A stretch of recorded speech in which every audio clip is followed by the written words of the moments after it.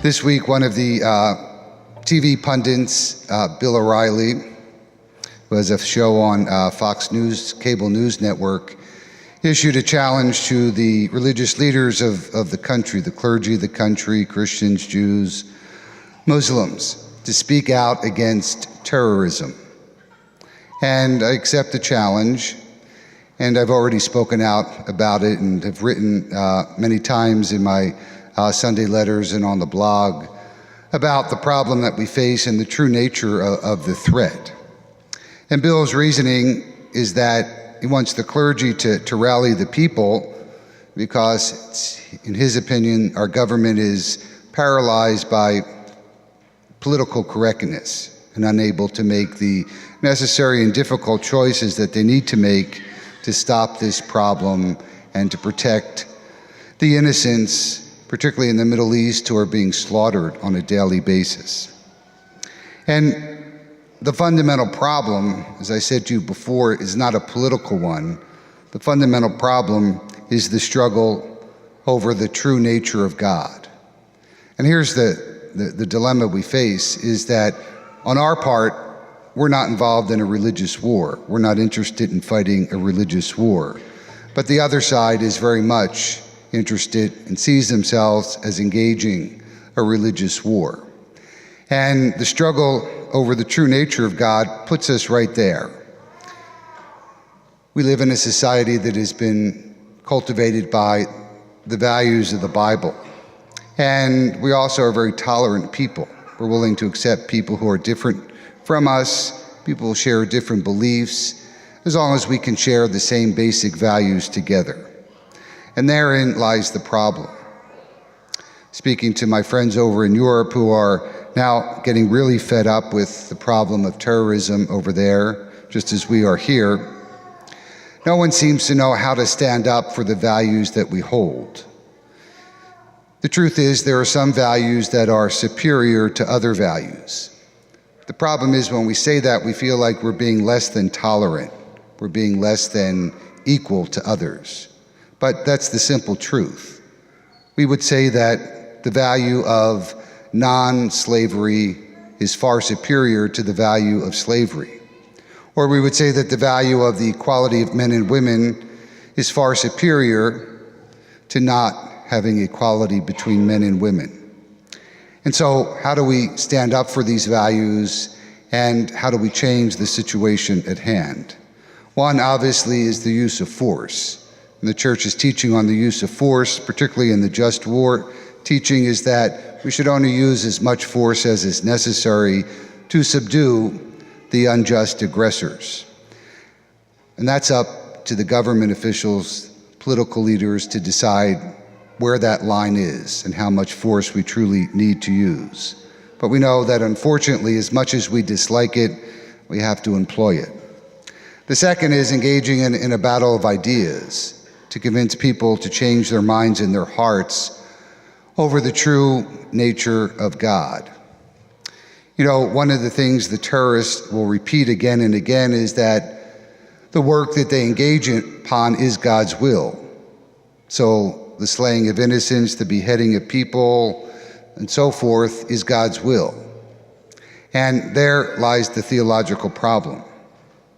As Christians, our theology teaches us that we embrace God's will in its fullness. But if God's will contradicts God's reason, we would say it's not God's will. So if I said to you, it's God's will that you go out and have an adulterous affair, you'd say, well, no, that's not God's will because it contradicts God's reason as He's revealed it to us in the scriptures in the Bible. And so unless will is balanced by reason, we get into this problem where everything and anything is justified once I understand it as God's will only, no matter how bizarre it is or how violent it is. And so as Christians, we would say that something like violence is not part of God's will because violence is, by definition, irrational. How we convey that, how we change other people's minds and understanding is the challenge. Because the truth is the terrorist and Many others who live in the Middle East have a different value system than we have. We're going to have to find out and decide what we are supposed to do about convincing the other side that our values are indeed superior and can build a society based on the principles of love and tolerance. And this really, the idea of the struggle to understand God is what's at the heart of the Bible itself. It's what at the heart of the gospel message today.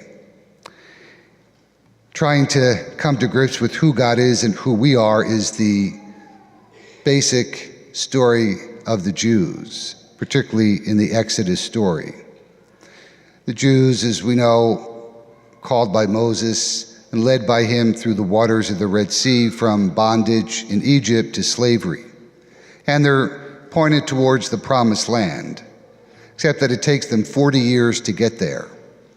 And they really can't get there until they come in possession of their identity as God's people with a mission. And then and only then do they come in and possess the promised land. And that imagery follows Christianity as well. We pass through the waters of baptism into freedom as the children of God. And then we struggle to understand what our identity really is. What does it really mean to be a child of God? What does it mean to be a disciple of Jesus Christ? That's the entire point of the spiritual life, coming into full possession of our identity.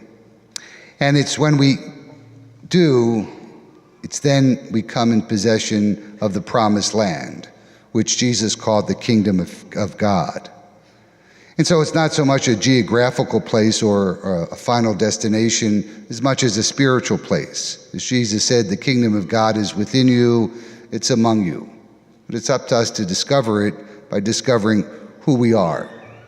And this is exactly what's happening in the gospel on this first Sunday of Lent. Jesus has just been baptized in the Jordan by John, and he heard the voice from the cloud, "This is my son, my beloved." And then we're told in today's gospel that Jesus is driven by the Spirit into the desert, where he struggles with his identity as the unique Son of God and with his mission to take up the cross. And there he's tempted by Satan to deny or forsake who he is. And that's really our struggle. Anytime we struggle with sin, what we're doing is denying who we are. Children of God filled with the grace of God.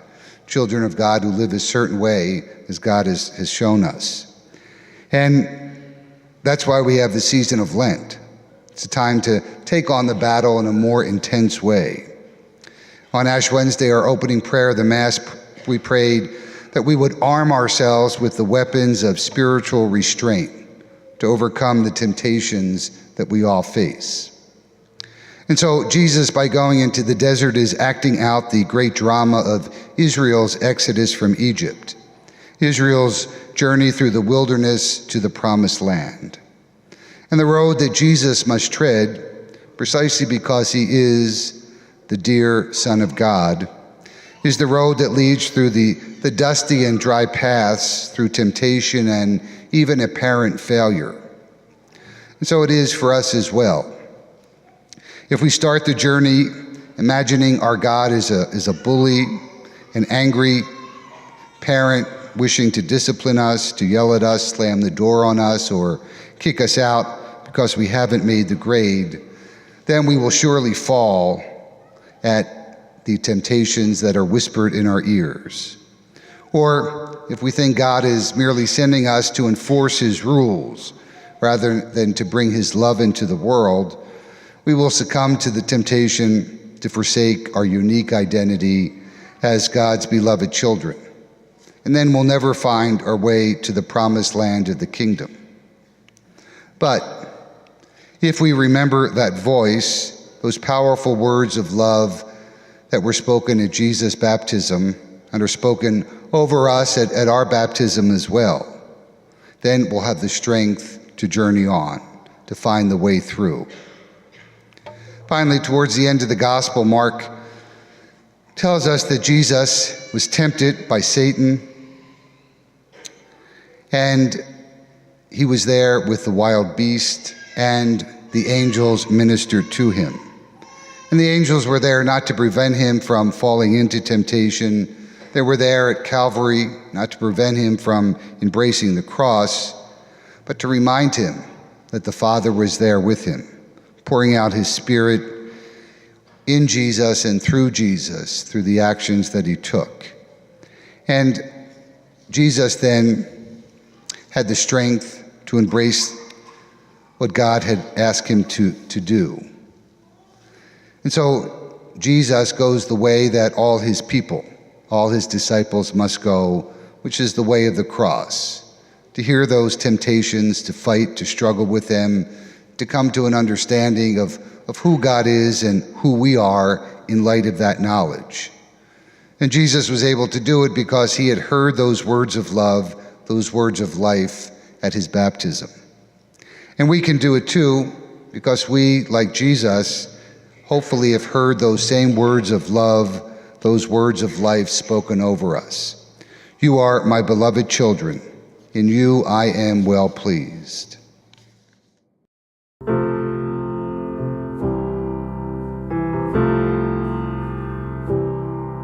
My lady, you have been to me as a star in the night.